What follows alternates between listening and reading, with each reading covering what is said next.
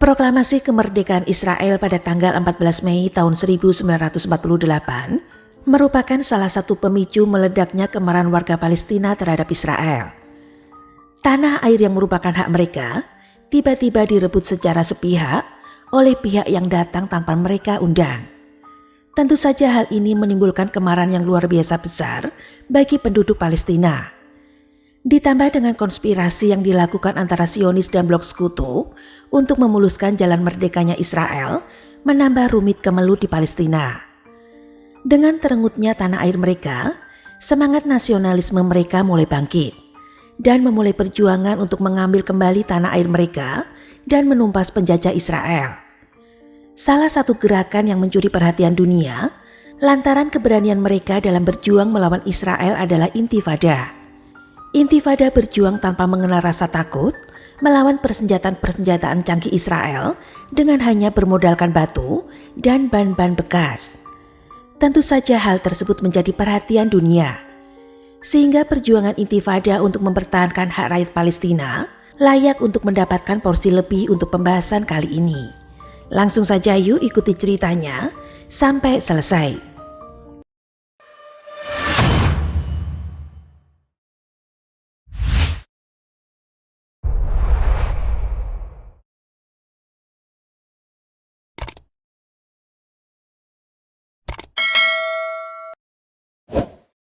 Palestina semenjak Umar bin Khattab menjadi khalifah, demografi penduduk di sana mayoritas menjadi muslim. Ini bertahan hingga awal abad ke-20, di mana yang memerintah di wilayah Palestina adalah Turki Utsmani. Pada masa itu, muslim hidup berdampingan secara damai dengan agama lain seperti Kristen dan Yahudi. Pada abad ini, kejayaan Imperium Turki Utsmani mengalami fase kemunduran. Pemerintahan yang lemah, perpecahan internal, serta persaingan dengan negara-negara besar Eropa semakin intensif. Sehingga secara perlahan-lahan telah membawa Turki Utsmani di ambang kehancuran. Populasi Yahudi pada saat itu masih terbilang kecil. Mengutip dari buku Roger Gerodi yang berjudul Zionis Sebuah Gerakan Keagamaan dan Politik, diperoleh data pada tahun 1880, hanya terdapat sebanyak 25.000 orang Yahudi dari penduduk Palestina yang seluruhnya berjumlah 500.000 orang. Terdapat lebih dari 1.000 desa di Palestina pada pergantian abad ke-19. Antara lain Yerusalem, Haifa Gaza, Jaffa, Nablus, Acre, Jericho, Ramle, Hebron, dan Nazaret adalah kota-kota yang sedang berkembang. Bukit-bukit dirancang sedemikian rupa untuk irigasi. Irigasi dirancang untuk dapat mengaliri seluruh lahan pertanian. Dengan pengairan yang sedemikian rupa, maka pertanian dan perkebunan yang terdapat di Palestina dapat tumbuh subur dengan komoditas utamanya adalah jeruk, zaitun, dan gandum. Kemelut yang terjadi di Palestina pada dasarnya diawali dengan usaha-usaha yang dilakukan oleh Theodor Herzl beserta organisasi Zionisnya yang ingin mendirikan negara Yahudi di Palestina. Theodor Herzl dengan licik memanfaatkan semangat anti-Yahudi di Eropa pada abad ke-19 untuk memuluskan rencananya. Dengan semakin panasnya semangat anti-Yahudi di Eropa, maka semakin deras pula dukungan terhadap pendirian negara Yahudi di Palestina. Meskipun begitu, ambisi Theodor Herzl terbentur realita bahwa Palestina pada saat itu masih menjadi bagian dari kekuasaan Imperium Utsmani. Herzl kemudian mencoba membujuk Sultan Abdul Hamid II yang merupakan Sultan Utsmani pada waktu itu. Untuk video Sultan Hamid II, saya sudah pernah membahasnya. Jika teman-teman berminat, linknya sudah saya lampirkan di deskripsi box. Atau teman-teman bisa klik di end screen di akhir video saya ini. Herzl menawarkan akan melunasi seluruh hutang Turki Utsmani dan membantu perekonomian Utsmani yang telah dilanda krisis ekonomi, asalkan diperbolehkan mendirikan pemukiman Yahudi di Palestina. Sultan Abdul Hamid II tidak tergiur dengan tawaran tersebut dan dengan tegas menolak semua rayuan Herzl. Gagal membujuk Sultan Abdul Hamid II, Herzl beralih mendekati Inggris. Penguasa Inggris menawarkan Uganda untuk pemukiman Yahudi. Herzl sempat menyampaikan Uganda sebagai pengganti Palestina di Kongres Zionis ke-6 yang digelar pada tahun 1903 dan sempat terjadi perdebatan. Uganda akhirnya mendapat suara mayoritas. Dengan 295 suara setuju, 177 menentang, dan 100 suara abstain. Tetapi pada tahun 1904, Herzl meninggal dunia sebelum negara Israel dapat berdiri. Akhirnya Kongres Zionis ke-7 yang berlangsung pada tahun 1905 memutuskan menolak apa yang disebut dengan rencana Uganda dan tetap memilih Palestina sebagai wilayah tujuan pendirian negara Yahudi. Memasuki akhir Perang Dunia I, tanda-tanda kekalahan blok sentral, termasuk Utsmani di dalamnya, semakin terlihat. Zionis melihat hal tersebut sebagai momen untuk mengintensifkan usahanya. Mereka mulai meningkatkan lobi-lobi dengan pemerintahan Inggris. Harapan Zionis mendapatkan sambutan baik dari Inggris. Maka keluarlah surat deklarasi dari Menteri Luar Negeri Inggris, yaitu Arthur James Balfour, tentang kesediaan Inggris untuk membantu cita-cita kaum Zionis. Dengan munculnya deklarasi Balfour, orang-orang Yahudi yang tersebar di seluruh dunia berbondong-bondong bermigrasi ke Palestina. Migrasi tersebut menimbulkan protes keras dari masyarakat Palestina. Sejak saat itu, sering terjadi bentrokan antara orang-orang Palestina dan Yahudi. Pasca kemerdekaan Israel tahun 1948, bentrokan tersebut berkembang menjadi peperangan antara negara-negara Arab melawan Israel yang dibantu sekutu. Sempat terjadi beberapa kali peperangan pada pertengahan abad ke-20. Ironisnya, peperangan tersebut selalu dimenangkan oleh Israel, sehingga mereka berhasil memperluas daerah kekuasaannya dan mempersempit wilayah Palestina. Akibat perang tersebut, masyarakat Palestina menjadi terpecah. Sebagian dari mereka mengungsi ke negara-negara Arab yang berdekatan dengan Palestina, dan sebagian lainnya tetap bertahan di Palestina. Persentase pengungsian terus meningkat tiap tahun. Setelah perang tahun 1948, terdapat 37% orang Palestina yang mengungsi. Kemudian naik menjadi 50% pasca perang 6 hari pada tahun 1967. Meningkat lagi menjadi 57,1% dan 59,2% pada tahun 1982. Di samping akibat peperangan, peningkatan jumlah pengungsi juga diakibatkan sikap pemerintahan Israel yang sengaja mempersulit warga Palestina di daerah pendudukan. Mereka diintimidasi dan diteror. Mereka didiskriminasi dan kegiatan perekonomian mereka dibatasi. Akibatnya warga Palestina di daerah pendudukan sulit mengembangkan ekonomi mereka. Di kamp-kamp pengungsian ini, warga Palestina telah mendirikan organisasi perlawanan dengan berbagai nama. Tujuan utama dari organisasi-organisasi tersebut sama, yaitu mendirikan negara Palestina. Namun dari sekian banyak organisasi, hanya satu yang dianggap sebagai wakil sah rakyat Palestina, yaitu Palestine Liberation Organization atau PLO. PLO didirikan oleh para pemimpin Arab pada tahun 1964. Mereka sengaja mendirikan PLO dengan maksud agar dapat menyaingi dan mengendalikan beberapa organisasi perlawanan Palestina yang telah ada. Dalam perkembangannya, orang-orang Palestina ikut serta mengembangkan PLO menjadi organisasi independen. Dengan bergabungnya Yasser Arafat, pemimpin Fatah, dan menjadi pemimpin gerakan itu, PLO perlahan-lahan memisahkan keterikatannya dengan Arab. Puncaknya pada tahun 1974, PLO diakui sebagai satu-satunya wakil sah rakyat Palestina. Dengan status tersebut, PLO dianggap sebagai payung berbagai organisasi perlawanan. Peranan PLO dalam kehidupan masyarakat Palestina di pengungsian cukup besar. Namun berbeda halnya dengan peran mereka di daerah pendudukan, yaitu jalur Gaza dan tepi barat. Pada awalnya mereka memang mengakui PLO sebagai wakil sah seluruh rakyat Palestina. Tetapi pada perkembangannya, mereka melontarkan kritik mengenai dana PLO yang tidak mengalir ke daerah pendudukan. Pada akhirnya, setelah sekian lama tidak ada perubahan di daerah pendudukan, mereka menjadi kecewa dan frustasi. Perasaan ini terlihat di kalangan pemuda dan remaja Palestina yang menjadi ujung tombak intifada atau perlawanan di Gaza. Pada tanggal 8 Desember tahun 1987, dunia dikejutkan oleh bangkitnya gerakan kaum muda Palestina yang melancarkan serangan terhadap pasukan pendudukan Israel di jalur Gaza dan tepi barat Sungai Yordan. Perlawanan ini dikenal dengan Intifada.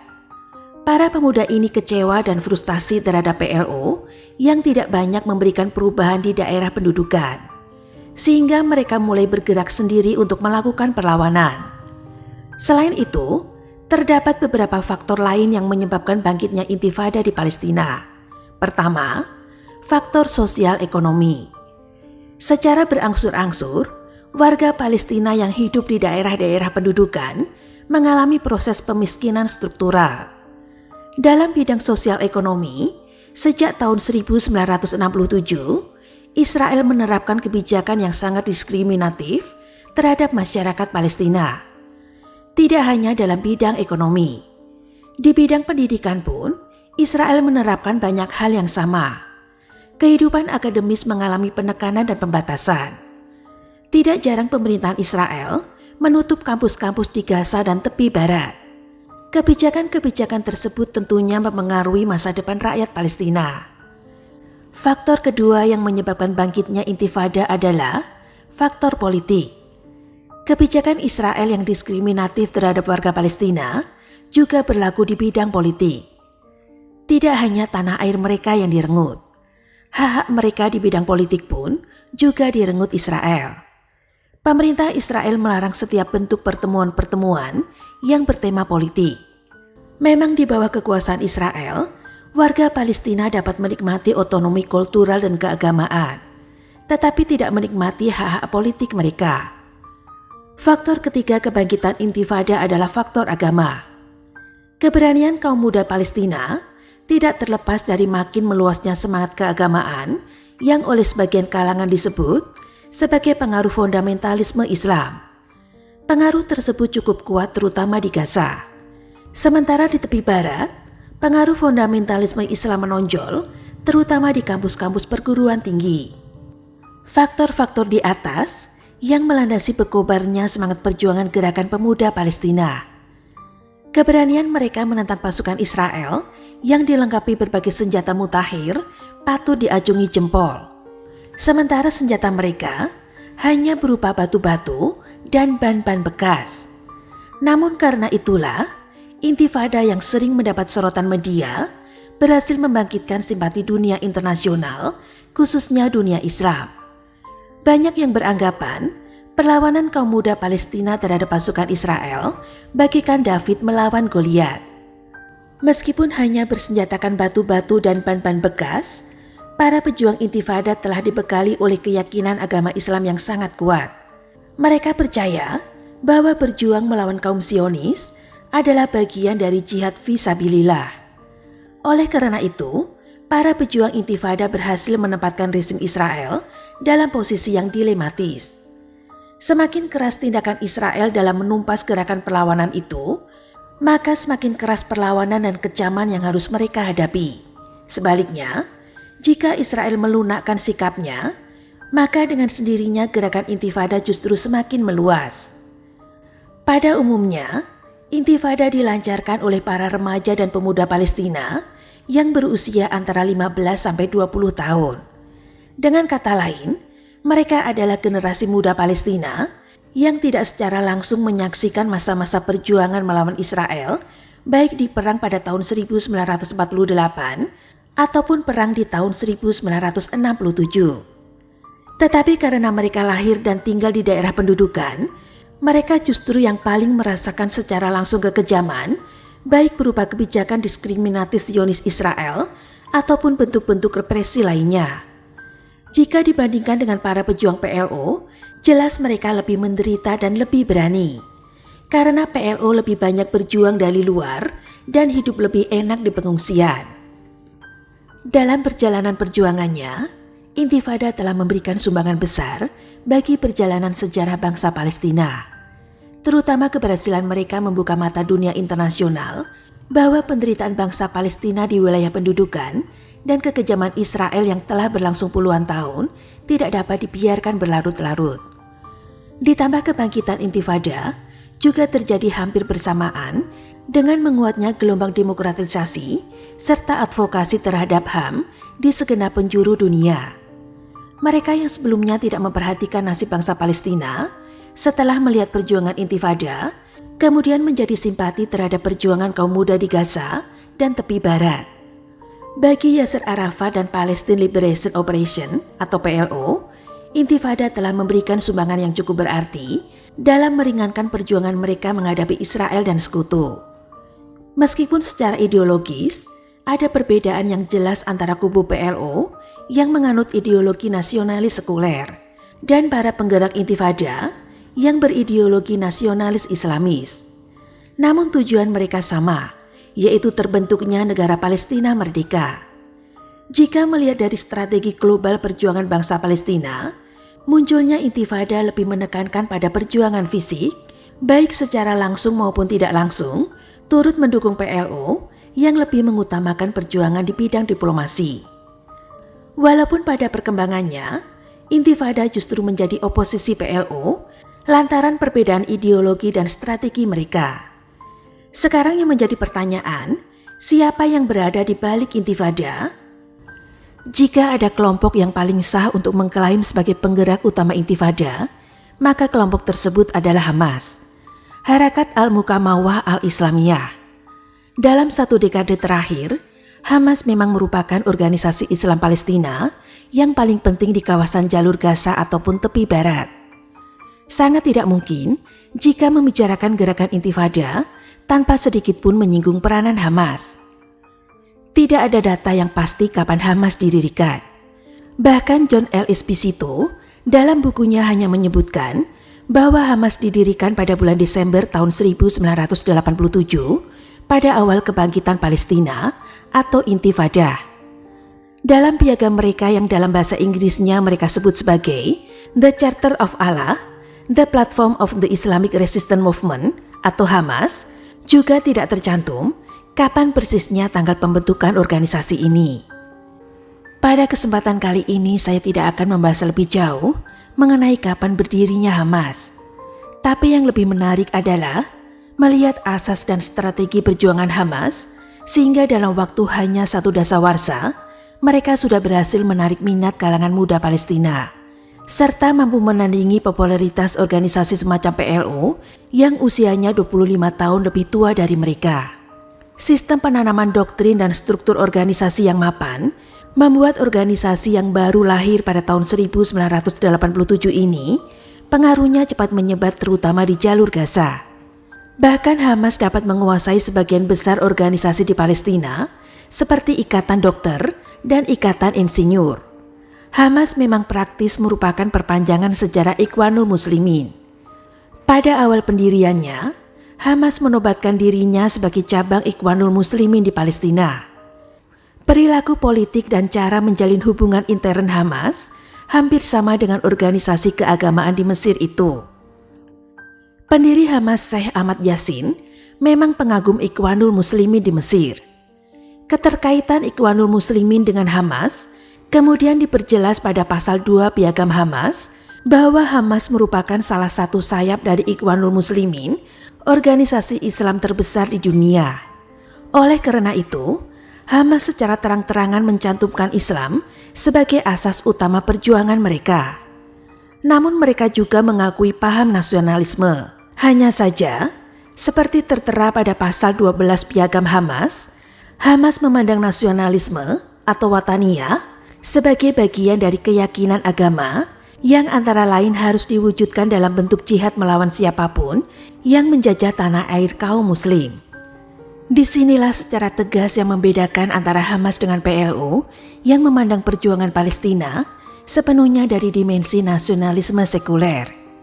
Arafat selaku pemimpin PLO pada waktu itu berulang kali menegaskan bahwa perjuangan bangsa Palestina dilandaskan atas asas nasionalisme Palestina dan Arab. Sementara Hamas menganggap bahwa perjuangan pembebasan Palestina berkaitan dengan 3 lingkaran, yaitu Palestina, Arab, dan Islam, yang semuanya memainkan peranan penting dalam perjuangan melawan kaum Zionis. Sebagian pengamat berpandangan, Hamas semula mendapat restu dari Israel guna mengeliminasi pengaruh PLO. Namun dalam kenyataannya, Hamas justru lebih keras dibanding PLO dalam melawan Zionis. Pada pasal 17 dan 22 Piagam Hamas, mereka menegaskan perlunya seluruh umat Islam mewaspadai jaringan gerakan Zionis internasional, baik yang secara terang-terangan maupun yang terselubung, seperti The Freemason, Rotary Club, Lions CLBC, dan lain sebagainya. Sehingga tidak mengherankan di kemudian hari, Hamas dan sayap militernya, yaitu Brigade Is al-Din al-Qassam, nama yang diambil dari pejuang Palestina yang dibunuh tentara Inggris pada tahun 1936, malah menjadi kelompok yang paling dibenci dan sekaligus ditakuti oleh rezim Israel. Gaya perjuangan Hamas sendiri mempunyai ciri-ciri sebagai berikut. Yang pertama, jelas dan tepat dalam memilih sasaran musuh. Yang kedua, tidak memusuhi aliran tradisional dalam Islam Palestina. Yang ketiga, menggunakan brigade atau sayap organisasi ukuran kecil dalam melaksanakan operasi lapangan. Yang keempat, meredam sedapat mungkin pertentangan intern dan berkonsentrasi melawan musuh. Sejak kemunculannya dalam arena perjuangan di Palestina, Hamas memang seakan-akan tampil sebagai saingan utama PLO.